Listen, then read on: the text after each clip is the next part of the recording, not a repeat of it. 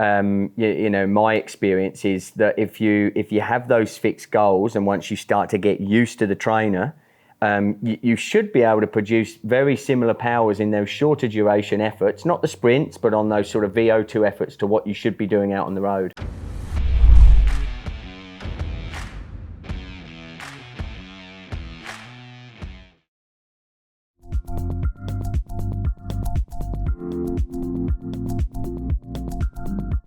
Hi guys, Coach Fens here from FTP Training.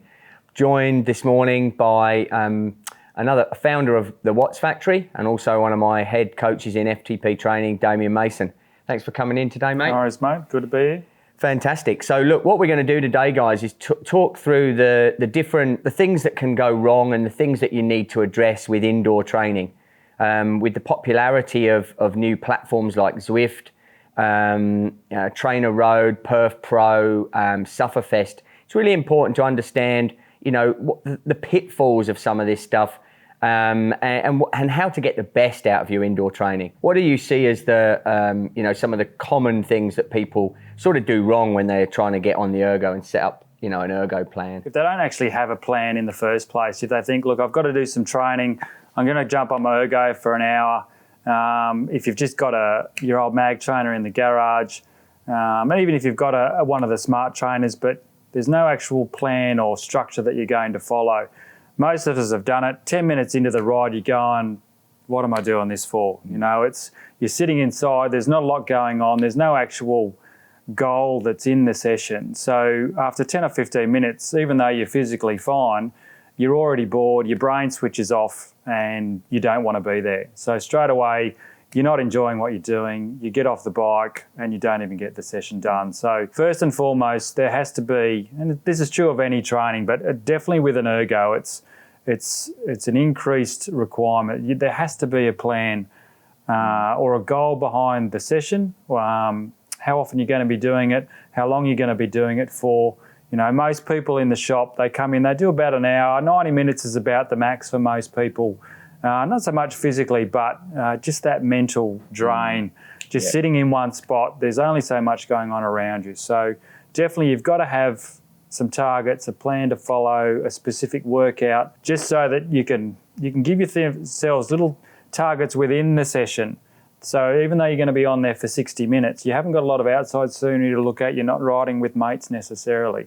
So if you're on a bit of a structured plan, structured workout with some intervals, you've got shorter time frames. So it might only be 5 minutes or 8 minutes between each little change. Something's happening every few minutes, so that you might be just cadence changes, it might be wattage changes, etc. New targets that you're going to hit. Something's happening, nothing more than 10 minutes before something changes, and I find that's quite important to be able to get that session done. Yeah, we do structure that a lot in our ergo sessions. That shorter duration intervals are far easier for the head, aren't they, to sort of manage. And then all of a sudden the session's sort of over, especially if you've got those 5 to 8 to 10 minute efforts within it. A little recovery in between, another one, and all of a sudden you've got through the session pretty well. If you know that you've only got this next 5 minute block to worry about, then that's all you do. And then you're into recovery, 2 or 3 minutes, bang, the next one comes along. So something's changing pretty much all the time, and that just means the whole hour or whatever it ends up being is going to go a lot faster. I know one thing I've always found, and most people always say to me, is if they're using power on the ergo, that they can't achieve the same sort of power on the ergo that they can out on the road. Again, that's often a psychological thing. My experience is that if you have those fixed goals, and once you start to get used to the trainer, you should be able to produce very similar powers in those shorter duration efforts, not the sprints, but on those sort of VO2 efforts to what you should be doing out on the road. Yeah, we do see it quite a lot in here.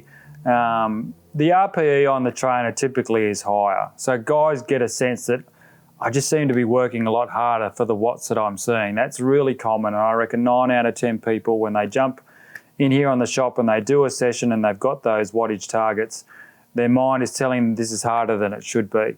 Now, there is a little bit of physical in there, that on the road we're getting a bit more rolling happening, a little bit more rolling recovery. So we are getting a little bit of rest on the road with the changes in gradient, especially on something like a mag trainer where there is no rest. then it does definitely affect you a little bit. The kickers are a lot better for it. They do have some pretty good inertia in them, so you can simulate the road a little bit more. But that's definitely the most common, I wouldn't say it's a complaint, but it's the most common feedback I get when somebody does an indoor session is that it feels harder than it does on the road. And they'll go out and they'll do a road session, same wattages, all of a sudden it just feels suddenly a lot easier. What I say to people then is, if you've got your heart rate monitor on as well as you're using power on the ergo, you can have a look at those heart rate bands and say, well, my heart rate's sitting in this zone, my wattage is here. You can then go out on the reload and relate the two. So if I'm sitting at a certain wattage in here and my heart rate's at 140, am I getting the same heart rate out on the road? So you can actually do a few comparisons just to see, well, is it perceived or is it actually real? Am I getting a difference between the two? Yeah, fantastic. And look, again, it's something which people don't necessarily get right. Core temperature increases quite rapidly when you're not moving through the air, and that again means that we have a redistribution of blood.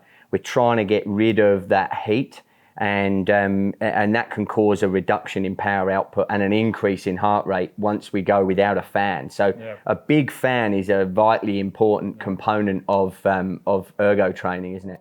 There's an amazing amount of people that don't run with a fan, and they think it's some sort of trial of passage that they can do their workout sweating their head off.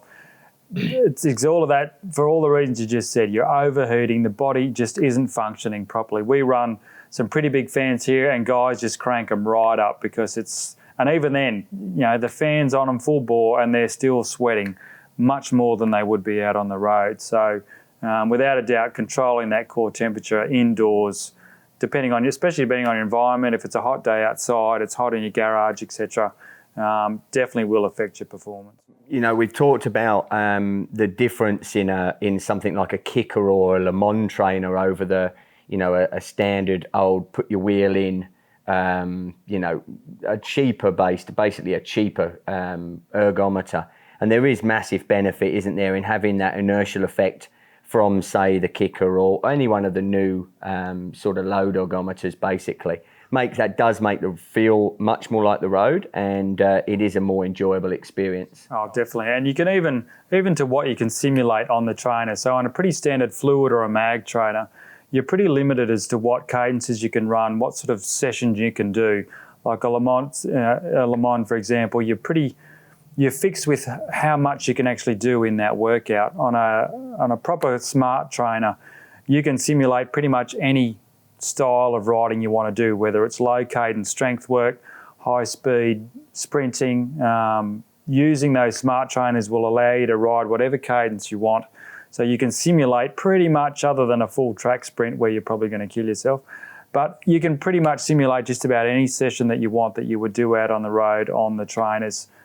Which, compared to some of the cheaper ones, that's a huge benefit. And again, one of the common things that people do is they just keep their bike level. And of course, if you're training to go and do, say, the Three Peaks Challenge or the Le Tap, you may be in the city and you've got no access to big climbs. Doesn't mean you can't recruit the same muscles that you would be on the climb. You just need to put your front wheel up. So potentially put your front wheel up to sort of 8% gradient. You're going to recruit slightly different muscles, engage that sort of glute a little bit more. You can get in and out the saddle to really replicate the sorts of efforts and the exact position that you're going to find yourself in on those events, rather than just constantly doing it on the flat. That's a big thing people don't generally do. I think I've seen. So there are lots of different reasons for people investing in a trainer. If there are lots of different scenarios that are going to be suited to going on a trainer over going out on the road. What sort of efforts, what sort of sessions do you think are best on the ergo? Typically, when I find the more structured or detailed your session is going to be, the more value it's going to have. So any of your shorter intervals, and by that they can be up to 20 minutes if you're going to do some strengthy efforts up to 20 minutes. Anything down from there, so your 8 minutes, your 12 minutes, your 5 minute, your VO2s, even up to 30-second sort of flat out efforts. Anything where you're looking at those relatively short time frames, reasonably high wattages, so you're actually going to be working quite hard but you've also got your short recoveries in between. When you've got that very specific type of session, the smart trainers are perfect. We're running our program in here at the moment, and all the guys that are in there 2 to 3 times a week, they've all got very specific sessions that they're doing, specific workouts with targets. We're monitoring, looking at their FTPs from week to week, from block to block, and they're repeating some of those sessions sort of 2 to 3 weeks. So if they're seeing improvement from week 1, they might have struggled to finish off those specific little targets, all those efforts, and by the time they're getting to week 3, they're saying, hey, look, I'm actually doing this a lot more comfortable than I did in the first time. So your ability to repeat that session as the plan goes on, you can measure directly how you've improved from week 1, say, to week 3, because you're not getting all the variations that you might get out on the road with traffic or wind or temperature. It's a direct comparison from where you started to where you finished. You can track your heart rate and your power through each of those blocks. You can come back and look at where you were 5 or 6 weeks ago for exactly the same session, and you can see that sort of direct improvement. Yeah, fantastic. So look, I think the basic take-home message there is that, you know, the trainer is a very specific tool that you can reduce the overall hours actually needed to train because it's so much more specific and focused. You know, you can cut a lot of the chaff out. You can cut out that, you know, the big, easy bits of riding and endurance. And this is especially good for during the week. Most of us have got busy lives. You've got limited time to get out there. You may still want to hook up with your mates for one bunchy during the week, but during the weekends you can get out and do those longer rides. But the focus stuff to get your biggest bang for buck, you can't do better than quality indoor training sessions that are super specific and super focused. And as Damo's just said, you know, you can really then quantify your improvements over time in a controlled environment without, you know, environmental factors having an influence on them. All right, mate. Look, I think that's given a really good bit of information to everyone about the sort of, you know, the different pros and cons with training on indoors, the way in which we can adjust things to make it better for us. And I think, you know, we'll go on in another video to look at the different platforms you can use now and that you've used here in the Watts Factory to really get your enjoyment and best from the trainers. Thanks very much, mate. All right, all good. Okay then, guys. Thanks very much indeed. I'll catch you out on the road or on the trainer.